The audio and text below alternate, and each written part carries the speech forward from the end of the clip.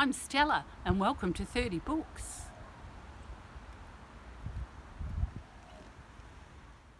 Little bit of audio description before we start. I'm sitting on a gravestone because we are in a cemetery. And my book today is a graphic novel, When One Person Dies, the Whole World is Over, by Mandy Ord. Now, it has a black cover and it's got the word dies in it, about people dying, but which indicates it might be a depressing book, but it's actually totally the opposite. So this is, as I said, a graphic novel, and it charts a year in Mandy's life. It is her, and it starts off in July and goes to July, which I thought was interesting as well. So generally a diary, you often start in January, but this is like we are straight into her life and what is taking place. So there's no sort of declaration about this is my New Year's resolution. And it is really about the minutiae, the beauty and the ordinariness, and sometimes a little bit of the mundane of her everyday life, which I think most of us will be able to relate to. She's also an artist, so within that it's about trying to work in the challenges that she has about working in her artistic life while working at 2 jobs to pay the bills, obviously, and her relationship with her partner, which is quite beautiful, and her relationship with her dog, and her relationship with her grandmother, who she goes to see. So there's a couple of key people or characters. Jodie, her partner, is fully drawn, and so is Mandy, or Audie as they call her in the book. And the day is made up of 4 frames. And so I'll just talk about the 12th of October, Insane in the Brain Morning Traffic, brought to you by Cypress Hill. Work was good. I actually felt like I was doing an all right job.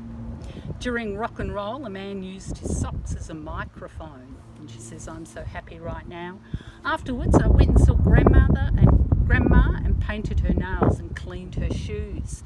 Bought white wine to make risotto, but ended up drinking a majority of it while watching the new season of The Walking Dead, and her partner are screaming at the television.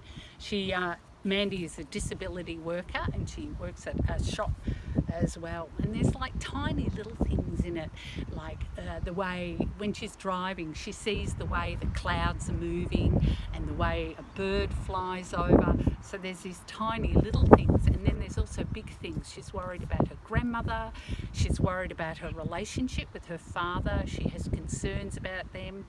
She's worried about work. Of course, she works incredibly hard. She has her own anxiety issues, and at one point she does go and see a psychologist. So there's something building, but it really highlights the drama and the joy of every day. I thought it was, I don't say this word very often, it's a really cool book. And for people who aren't into meditation like myself, this book is incredibly meditative. I read 3/4 of it and then I sort of read the end, but this is a book that I intend to go back into, and it's a book that leaves you thinking, which is something I love. And I found myself thinking about her relationship with her partner quite a bit, and because it's quite intimate. That's the whole book, is very intimate and silly in parts and beautiful and deep in so many others. And it's out by Brow Books. Mandy Ord is very well known in the graphic novel and comics community in Australia. This is the first time I read her, and this book was shortlisted for this year's Stella Prize. So that is When One Person Dies, the Whole World is Over. Oh, and I should mention, I was thinking about the title, and really it reminds me of children, or when you were a child and something little happens, but it means, like, it does feel like the whole world is over, and I feel like that's what she's referring to. It's not about a person dying. It's like when something kind of gets in your way sometimes when you're a child, it feels massive, but to other people it's not that big. So that was some of the thoughts I had. When one person dies, the whole world is over, by Mandy Ord. Don't forget to like and subscribe, hit the notification button. Also, love to hear your comments about this particular book, and I'll see you next time on 30 Books.